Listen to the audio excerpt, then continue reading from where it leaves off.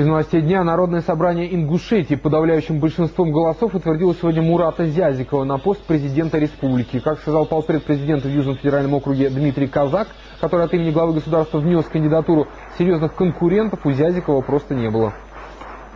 Есть люди с различными политическими взглядами, но Мурату Магомедовичу удалось консолидировать мнение людей и доказать то, что он может работать со всеми политическими партиями, движениями, с людьми с разными политическими убеждениями. Очень много еще проблем нерешенных, вопросы создания рабочих мест. Это мы эту работу проводим. У нас есть план социально-экономического развития, программа.